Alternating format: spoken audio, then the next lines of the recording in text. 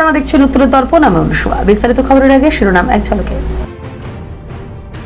শুক্রবার থেকে শহরে শুরু হবে পানীয় জলের সংকট। যুদ্ধকালীন তৎপরতায় পরিস্থিতি সামাল দিতে তৈরি পুর নিগম।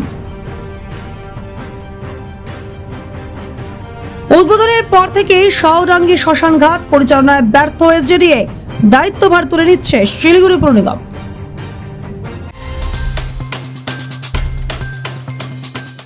এখন সংবাদ বিস্তারে।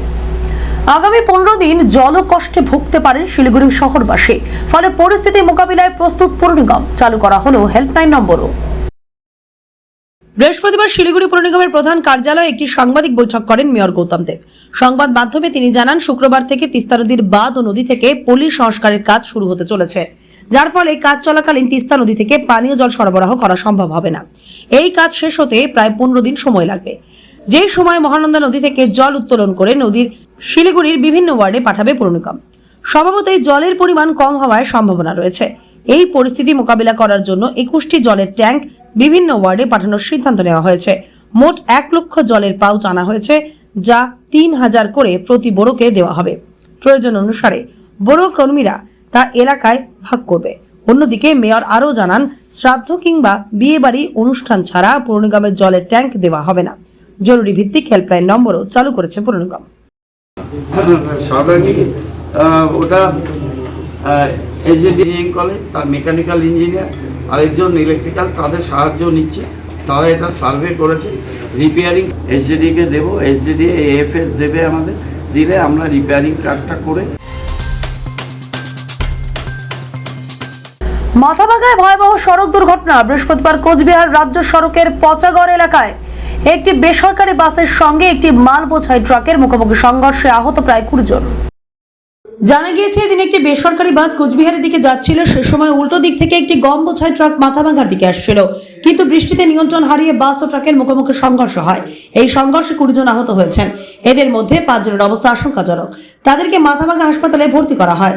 এই বিষয়ে স্থানীয় এক বাসিন্দা শঙ্কর প্রামাণিক জানান, এদিন একটি বাস কোচবিহারের দিকে যাচ্ছিল। উল্টো দিক থেকে ট্রাক আসছিল মাথাভাঙার দিকে।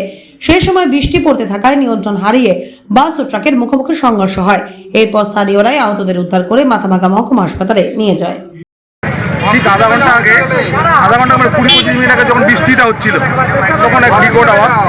সেই আওয়াজে আমরা সবাই বাড়ি থেকে ছুটে আসলাম। দেখি যে এই গাড়িটাতে মেরে দিয়েছে।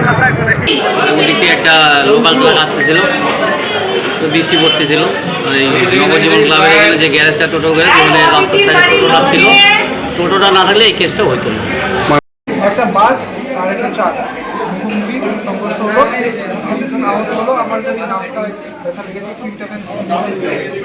এটা তোমার পচাগড় মোড়ে নিতে হয়। ক্লাবটা যে আছে না, ক্লাবটা কোথায় যাচ্ছিলেন আপনি?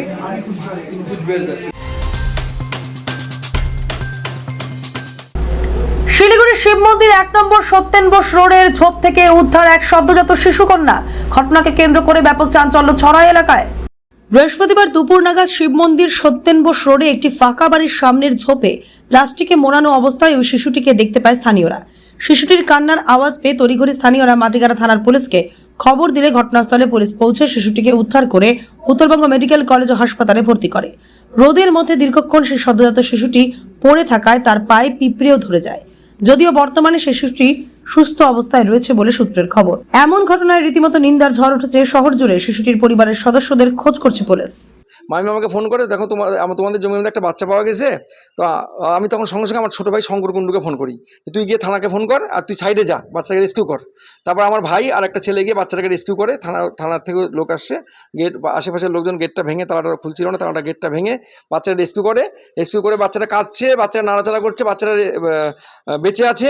বাচ্চাটাকে নিয়ে সঙ্গে সঙ্গে আমার ভাই এবং একটা ছেলে রেস্কিউ করে উত্তরবঙ্গ মেডিকেল কলেজ হাসপাতালে নিয়ে যায়। এবং এখন যা খবর পেলাম, লেটেস্ট খবর পেলাম, বাচ্চাটা একটা মেয়ে সন্তান এবং কোনো নার্সিংহোমেই তার ডেলিভারি হয়েছে। মেডিকেল ডাক্তার বলেছে কোনো নার্সিংহোমে ডেলিভারি, নার্সিংহোমের ট্যাগ তার শরীরে আছে বা চিহ্ন আছে কোনো হয়েছে। আজকে বাচ্চাটা এখন যে কথা বলছি, এখন থেকে 6 ঘন্টা 7 ঘন্টা বা 8 ঘন্টা আগে বাচ্চাটা জন্ম হয়েছে, আজকেই জন্ম হয়েছে। তথ্য সংস্কৃতি দপ্তরের উদ্যোগে ত্রিশ্রোতা সাংস্কৃতিক গ্রুপের পরিচালনায় কবিগুরু রবীন্দ্রনাথের 164তম জন্মজয়ন্তী পালন করা হলো। বুধবার সারা রাজ্যের পাশাপাশি শহর শিলিগুড়ির একাধিক জায়গায় পালন হয় কবিগুরুর জন্মজয়ন্তী। এদিন রবীন্দ্রনাথ ঠাকুরের ছবিতে পুষ্পার্ঘ্য অর্পণ এবং প্রদীপ প্রজ্বলনের মাধ্যমে অনুষ্ঠানের সূচনা করে ত্রিশ্রোতা সংস্কৃতি গ্রুপ। তাদের কথায় তথ্য সংস্কৃতি দপ্তরের উদ্যোগে এই বিশেষ দিন শিলিগুড়ি দীনবন্ধু মঞ্চে আয়োজন করা হয়, যেখানে ভিড় ছিল চোখে পড়ার মতো। শিলিগুড়ি সংলগ্ন ফুলবাড়ি 1 নম্বর গ্রাম পঞ্চায়েতের অন্তর্গত শাহডাঙ্গি শ্মশান ঘাটের পরিচালনার দায়িত্ব নিতে চলেছে শিলিগুড়ি পৌর নিগম। তবে তার আগে সংস্কার করা হবে এই শ্মশান ঘাটে। সেই লক্ষ্যে জলপাইগুড়ি ইঞ্জিনিয়ারিং কলেজ থেকে 3 জনের একটি প্রতিনিধি দলকে নিয়ে শ্মশান ঘাট পরিদর্শন করলেন মেয়র গৌতম দেব।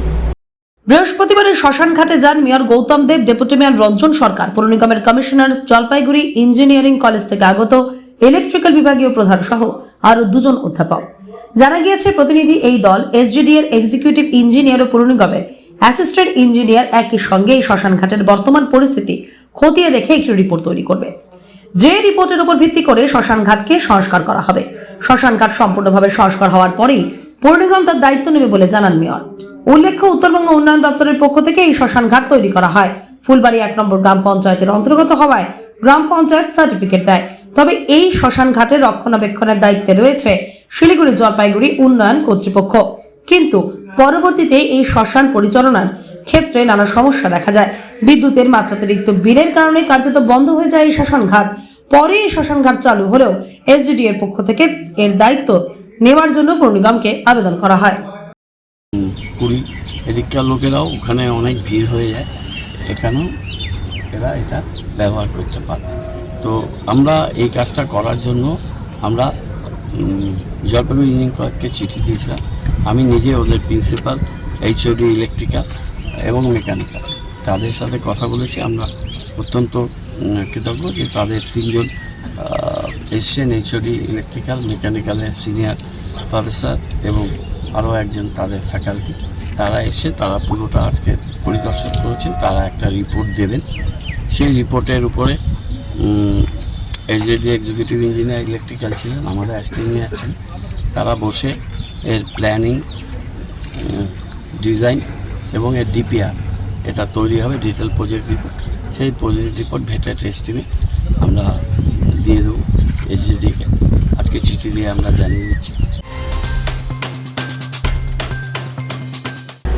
মর্মান্তিক পথ দুর্ঘটনায় মৃত্যু হলো এক অ্যাম্বুলেন্স চালকের। তার নাম রণজিৎ রায় ওরফে নীলু, বয়স 27 বছর। ঘটনায় শোকের ছায়া ফুলবাড়িতে। পরিবার সূত্রে জানা যায়, বুধবার রাতে খবর আসে অসম থেকে অ্যাম্বুলেন্সে করে একটি দেহ নিয়ে আসার পথে ফুলবাড়ি জটিয়াকালী এলাকায় সেই অ্যাম্বুলেন্স বিকল হয়ে যাওয়ায় বিকল্প হিসেবে ফুলবাড়ি থেকে অ্যাম্বুলেন্স ভাড়া করা হয়। তৎক্ষণাৎ খবর পেয়ে অ্যাম্বুলেন্স নিয়ে ছুটে যান রণজিৎ রায় সহ আরো এক চালক। এরপর সেই বিকল হয়ে যাওয়া অ্যাম্বুলেন্স থেকে দেহটি তুলে রওনা হওয়ার আগে গাড়িতে ওঠার সময় দ্রুত গতিতে আসা একটি লরি রণজিৎকে ধাক্কা মারে। তড়িঘড়ি তাকে আশঙ্কাজনক অবস্থায় ফুলবাড়ির একটি নার্সিংহোমে নিয়ে গেলে সেখানে তার চিকিৎসা শুরু হয়। তবে বৃহস্পতিবার সকালে মৃত্যু হয় তার মৃত্যুর খবর ছড়িয়ে পড়তে ফুলবাড়ি এলাকায় শোকের ছায়া নেমে এসেছে। ঘটনা হয়েছিল রাত্রেবেলা, আমাকে বলবো ভাড়া আছে, আমাকে রাজস্থান ভাড়া দিতে হবে। তারপর কিছুক্ষণ পরে শুনি যে প্রায় 2টার সময় শুনি যে নার্সিংহোমে ভর্তি। শুনলাম চেরাকে ধাক্কা মারছে ওকে। 20 বছর হয়ে গেল ভাড়া আছে, ছোট থেকে বড় হলো এখানটাই।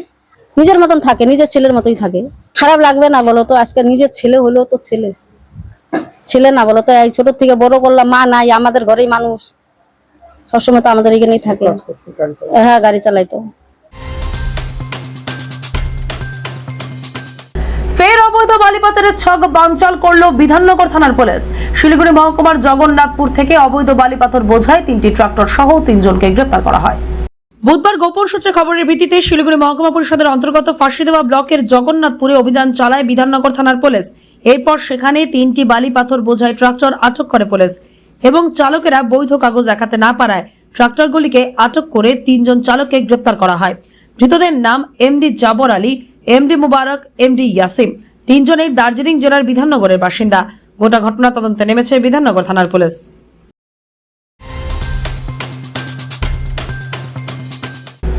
শেষ করার আগে খবরের শিরোনাম আরো একবার।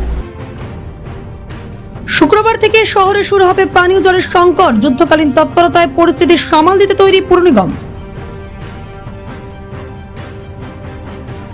উদ্বোধনের পর থেকেই সৌরঙ্গী শ্মশানঘাট পরিচালনায় ব্যর্থ এসজেডিএ, দায়িত্বভার তুলে নিচ্ছে শিলিগুড়ি পৌর নিগম।